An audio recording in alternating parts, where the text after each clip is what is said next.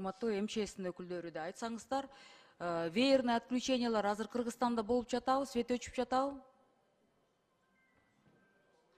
Алмаз Акунжанович, сиз да отурасыз. Мен билгенде веерный отключениялар болгон жок. Болгон жок деп сиз элди алдабаңыз. Отключениялар болуп жатат да.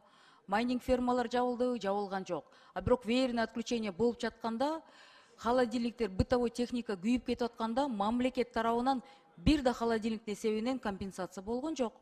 А биякта мыйзамда жазып атасыңар.